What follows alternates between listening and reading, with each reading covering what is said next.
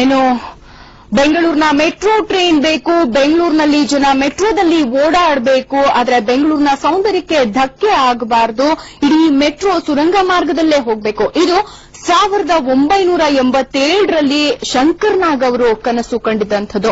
ಮೆಟ್ರೋಗಾಗಿ ಕಟ್ಕೊಂಡಿದ್ದ ಕನಸಿದು.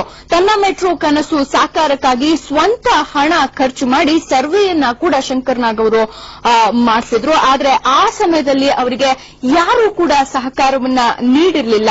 ಆದರೆ ಅವರು ಗತಿಸಿದ 20 ವರ್ಷದ ನಂತರ ಅವರ ಕನಸು ಬೇರೆಯದೇ ರೀತಿಯಲ್ಲಿ ಇದೀಗ ಸಾಕಾರಗೊಳ್ತಾ ಇದೆ. ಆದರೆ ಅವರ ಯೋಜನೆಗಿಂತ ಸಂಪೂರ್ಣ ವಿಭಿನ್ನವಾಗಿ.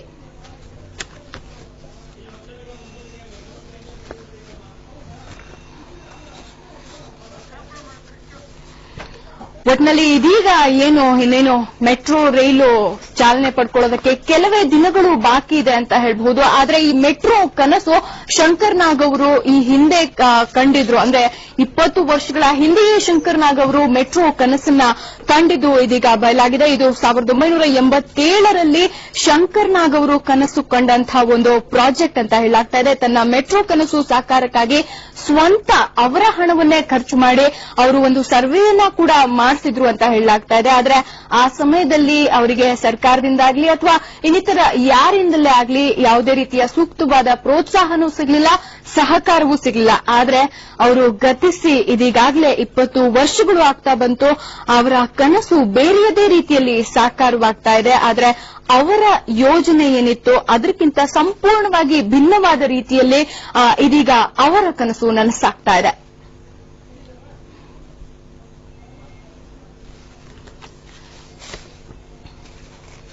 ಬನ್ನಿ ಬಗ್ಗೆ ಮಾಹಿತಿಯನ್ನ ಪಡ್ಕೊಳ್ಳೋಣ ನಮ್ಮ ಪ್ರತಿನಿಧಿ ಸುಖೇಶ್ ಅವರಿಂದ. ಸುಖೇಶ್, ಮೆಟ್ರೋ ಕನಸು ಶಂಕರ್ ನಾಗ್ ಅವರು ಮೊದಲೇ ಕಂಡಿದ್ರು ಅನ್ನೋದಕ್ಕೆ ಏನ್ ಆಧಾರ ಇದೆ ಸುಖೇಶ್?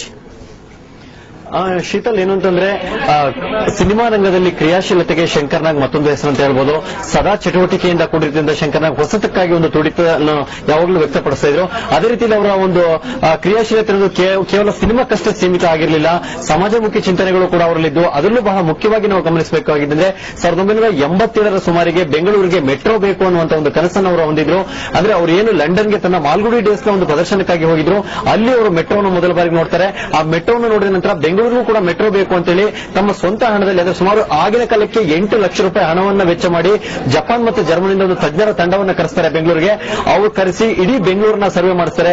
ಅಂಡರ್ ಗ್ರೌಂಡ್ ಅಲ್ಲಿ ಮೆಟ್ರೋ ಹೋಗೋದಾರೆ ಎಷ್ಟು ಖರ್ಚಾಗುತ್ತೆ, ಎಷ್ಟು ವರ್ಷ ಹಿಡಿಯುತ್ತೆ, ಮತ್ತು ಬೆಂಗಳೂರಿನ ಬಾಹ್ಯ ಸೌಂದರ್ಯಕ್ಕೆ ಯಾವುದೇ ರೀತಿ ಧಕ್ಕೆ ಬರದ ರೀತಿಯಲ್ಲಿ ಹೇಗೆ ಮಾಡಬಹುದು ಅನ್ನುವಂತ ಕನಸನ್ನ ಒಂದು ಕಟ್ಕೊಂಡು ಸರ್ವೆ ಮಾಡ್ತಾರೆ. ಅವರು ಸರ್ವೆ ಮಾಡಿದಂತ ರಿಪೋರ್ಟ್ ಮತ್ತು ಇವತ್ತು ಮೆಟ್ರೋ ಏನು ಕಾಮಗಾರಿ ನಡೆದಿದೆ ಮತ್ತು ನಡೀತಾ ಇದೆ, ಅದಕ್ಕೂ ಅಜಗಜಾಂತರ ವ್ಯತ್ಯಾಸ ಇದೆ. ಯಾಕಂದ್ರೆ ಶಂಕರ್ನ ಕನಸಿನ ಪ್ರಕಾರ ಹೇಳ್ಬೇಕಂದ್ರೆ ಮೆಟ್ರೋ ಸಂಪೂರ್ಣವಾಗಿ ಅಂಡರ್ ಗ್ರೌಂಡ್ ಅಲ್ಲಿ ಹೋಗುತ್ತೆ. ಈಗಿರ್ತಕ್ಕಂತಹ ಬೆಂಗಳೂರಿನ ಬಾಹ್ಯ ಸೌಂದರ್ಯಕ್ಕೆ ಯಾವುದೇ ಒಂದು ತೊಂದರೆ ಆಗಬಾರದು ಮತ್ತು ಕೇವಲ 2 ರಿಂದ 3 ಸಾವಿರದ ಒಳಗಾಗಿ ಸಂಪೂರ್ಣವಾಗಿ ಬೆಂಗಳೂರಿನ ಎಲ್ಲಾ ಭಾಗಕ್ಕೂ ಕೂಡ ಮೆಟ್ರೋ ಟ್ರೈನ್ ಹೋಗೋ ರೀತಿಯಲ್ಲಿ ಅವರ ಒಂದು ಯೋಜನೆ ಸಿದ್ಧವಾಗುತ್ತೆ. ಅದೆಲ್ಲಕ್ಕಿಂತ ಬಹಳ ಮುಖ್ಯವಾಗಿ ಏನು ಅಂತಂದ್ರೆ ತುಂಬಾ ಕಡಿಮೆ ಅವಧಿಯಲ್ಲಿ, ಅಂದ್ರೆ ಈಗೇನು ನಮ್ಮ ಮೆಟ್ರೋ ಸುಮಾರು 3-4 ವರ್ಷಗಳನ್ನ ನೆಲೆಸ್ಕೊಂಡು ಬಂತು, ಇಡೀ ವ್ಯವಸ್ಥೆಯನ್ನ ಅಂದ್ರೆ ಇಡೀ ಪ್ಲಾನಿಂಗ್ ಅನ್ನು ಕೂಡ ಕೇವಲ 3 ವರ್ಷದ ಒಳಗಾಗಿ ಮುಗಿಸಬೇಕು ಅನ್ನುವಂತ ಒಂದು ರೀತಿಯಲ್ಲಿ ತಜ್ಞರ ತಂಡವನ್ನು, ಒಟ್ಟು 2 ತಜ್ಞರ ತಂಡ, ಒಂದು ಜಪಾನಿಂದ ಬರುತ್ತೆ ಮತ್ತೊಂದು ಜರ್ಮನಿಯಿಂದ ಬರುತ್ತೆ, ಅವರು 2 ತಂಡಗಳು ಸೇರಿ ಒಂದು ವರದಿಯನ್ನು ಕೊಡ್ತಾರೆ. ಆ ವರದಿಯನ್ನು ಶಂಕರ್ ನಾಗ್ ಅವರು ಅವತ್ತಿನ ರಾಜ್ಯ ಸರ್ಕಾರಕ್ಕೆ 1987ರ ಕೊನೆಗೆ ಅದನ್ನು ತಲುಪಿಸ್ತಾರೆ. ಆದ್ರೆ ಆ ಒಂದು ವರದಿಗೆ ಯಾವುದೇ ರೀತಿಯ ಒಂದು ಸರ್ಕಾರದಿಂದ ಪ್ರತಿಕ್ರಿಯೆ ಬರಲ್ಲ. ಆದ್ರೆ ಇವತ್ತು ನಾವು ಏನು ಸುಮಾರು 13 ರಿಂದ 14 ಸಾವಿರ ಕೋಟಿ ವೆಚ್ಚ ಮಾಡಿ ಕೇವಲ ಒಂದು 4 ರೀಚ್ಗಳಿಗೆ ಸೀಮಿತವಾದ ರೀತಿಯಲ್ಲಿ ನಾವು ಮೆಟ್ರೋವನ್ನು ಮಾಡ್ತಾ ಇದೀವಿ.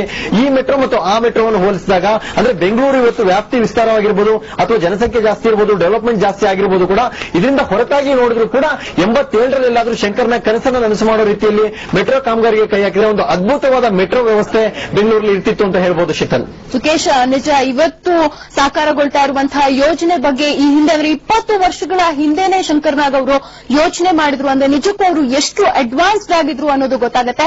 ಆದ್ರೆ ಈಗಿನ ಯೋಜನೆಗಿಂತ ಶಂಕರ್ ನಾಗ್ ಅವರ ಒಂದು ಯೋಜನೆ ಎಷ್ಟು ಯಾವ